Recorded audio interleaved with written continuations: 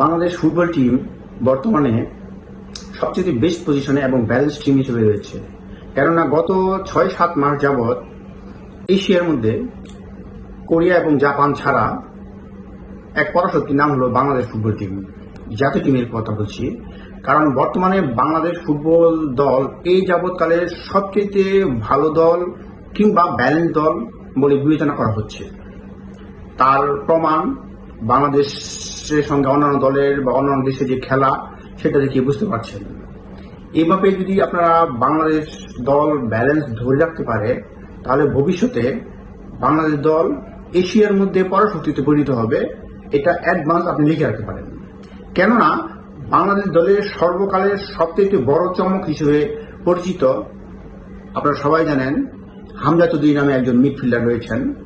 তাছাড়াও বাংলাদেশ দলের অধিনায়ক জামাল ভুঁইয়া রয়েছেন, তারেক কাজী রয়েছেন, শেখ সাদি রয়েছেন এবং বিশেষ করে সমীর সোম ফুটবলার। এরা কিন্তু সবাই বাংলাদেশ বংশোদ্ভূত বিদেশি বিভিন্ন দেশের নাগরিক। যেমন আপনারা জানেন যে হামজা চৌধুরী ইংল্যান্ডের জন্ম এবং ইংলিশ প্রিমিয়ার লিগ বিভিন্ন লিগ খেলে থাকেন, প্রচুর নাম ডাক্তার ইন্টারন্যাশনাল ক্যারিয়ারে। তারপর আপনার শেখ সাদি, তারেক কাজী এবং যে সমীর সোম, তার প্রসঙ্গে বলবো একটু পরে, সেও কানাডার নাগরিক কিন্তু তার বাবা মা বাংলাদেশি।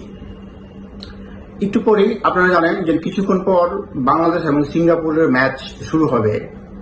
আশা করি বাংলাদেশ দল জেতার সম্ভাবনায় সবচেয়ে বেশি, এভারেজ তাই বলে। আর এখন তো বাংলাদেশ টিম বর্তমানে ফুটবল টিম মারাত্মক রকমের ব্যালেন্সে পরিণত হয়েছে। মানে ভালো প্লেয়ারদেরও আপনার দেখা যাচ্ছে যে বসানো হতে পারে, এরকম দল পরিণত হয়েছে। কারণ বিশ্বের অনেক তারকা খেলোয়াড়রা বাংলাদেশ ফুটবল টিমে এই গত ৬-৭ মাসে অংশগ্রহণ করেছে এবং তারা বাংলাদেশ দলের হয়ে খেলছে। এখন একটু পরেই সিঙ্গাপুর বনাম বাংলাদেশের যে খেলা, এটা দেখবেন। আশা করি বাংলাদেশের খেলা আপনাদের ভালো লাগবে এবং যে আশানুরূপ রেজাল্ট সেটা বয়ে নিয়ে আসবে। কারণ বাংলাদেশ এবং সিঙ্গাপুরের মধ্যে যে খেলা হয়েছে এখন পর্যন্ত, সেগুলোর এগেনস্টে বাংলাদেশ অনেক এগিয়ে রয়েছে। আর সমীর সোমের কথা যেটা বললাম, সে বাংলাদেশের নাগরিক নয়, সে কানাডিয়ান নাগরিক, কিন্তু জন্মসূত্রে সে কানাডিয়ান কিন্তু বাংলাদেশ বংশোদ্ভূত। সে কিন্তু একজন ফুটবলার, তারকা ফুটবলার কানাডার। কিন্তু আপনারা জানলে অবাক হবেন, সে কিন্তু একজন ইলেকট্রিক্যাল ইঞ্জিনিয়ার। এই ইঞ্জিনিয়ারিং পড়াশোনার পাশাপাশি সে ফুটবলও খেলে এবং ফুটবল সেই লেভেলের না, আপনার ভালো ভালো আপনার লেভেলের ফুটবল সে খেলে থাকেন। এই সমীর সোম, এই সমীর সোমের জন্ম কিন্তু আপনার 5 সেপ্টেম্বর 1997 আপনার এডমন্টন আপনার প্রভিন্সে কানাডায়। এবং তার যে বাবা মা দুজনেই আপনার ওই বাংলাদেশি, তার ওনাদের জন্ম। সিলেটে জন্মগ্রহণ করেন, মানে মৌলভীবাজার জেলার শ্রীমঙ্গলে, এবং মা ব্রাহ্মণবাড়িয়ার। স্কুলকাল থেকেই উনি খেলছেন স্থানীয় এডমন্টন সাউথ ওয়েস্ট ইউনাইটেডের হয়ে খেলছেন এবং তার কিন্তু কেরিয়ার রয়েছে বিশাল। সেই 2016 সাল থেকে তার কেরিয়ার শুরু করেন NSL আপনি যেটা FC আপনার এডমন্টন দলের হয়ে খেলে থাকেন। তাছাড়াও MLS কিংবা আপনাদের বিভিন্ন কানাডিয়ান প্রিমিয়ার লিগ, যেটাকে আপনার CPL বলা হয়, বিভিন্ন কানাডিয়ান প্রিমিয়ার লিগে সমীর সোম খেলে থাকেন। তাছাড়াও তার আন্তর্জাতিক যে কেরিয়ার, কানাডার হয়ে আন্ডার-18, আন্ডার-20, আন্ডার-23 এইগুলো সে অলরেডি খেলে ফেলেছেন। এখন আপনার 2025 সালে বাংলাদেশের পাসপোর্ট এবং ফিফা অনুমতি নিয়ে বাংলাদেশ দলের যোগদানের জন্য প্রস্তুত হয়ে গেছেন। অলরেডি একটা ম্যাচ খেলে ফেলেছেন, আপনারা দেখেছেন। তার ডেবিউ হয়েছে এই জুন মাসে আপনার আসন্ন যে আপনার কোয়ালিফাই রাউন্ডে সিঙ্গাপুরের এগেইনস্টে একটু পরে যে খেলাটা হবে সেটা সে অভিষেক হবে।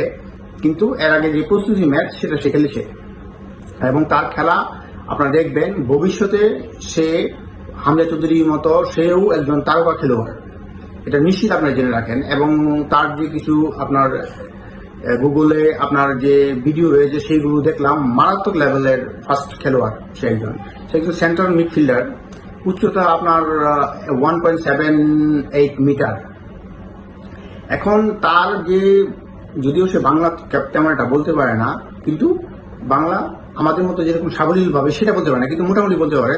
সে ইংরেজি মোটামুটি পারদর্শী, কারণ যেহেতু অনেক আগেই সে বাংলাদেশে চলে ওখানে তার বাবা মার সঙ্গেই থাকছেন, সেই প্রসঙ্গে সে বাংলাটা কম বলতে পারেন। কিন্তু আমাদের মতো সাবলীল না বললেও সে মোটামুটি বাংলা ভালো চালিয়ে যেতে পারে এবং বলতেও পারেন।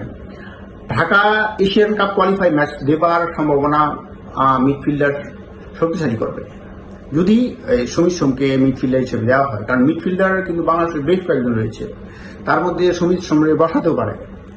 বসিয়ে দিলে অন্য কথা, কারণ বাংলাদেশের অনেক প্লেয়ার রয়েছে এখন, তার মধ্যে সমীর সোম অন্যতম। কারণ জাতীয় টিমে সমীর সোমের অভিষেক শুধু খেলোয়াড় নয়, এটি নতুন একটি যুগের সূচনা হিসেবে প্রতিপন্ন হবে বলে বিবেচনা করা হচ্ছে। এই ধূমকেতুর মতো হঠাৎ কানাডার ফুটবল ময়দান থেকে বাংলাদেশ জাতীয় দলের হয়ে যাত্রা শুরু, এটা সমীরের জন্য একটা চমক এবং বাংলাদেশের জন্য একটা চমক।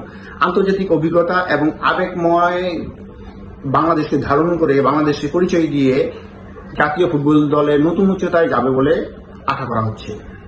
এখন দেখার বিষয় সমীর সোম কোন পর্যন্ত বাংলাদেশে কতটুকু দিতে পারে, এই আশায় রইলাম।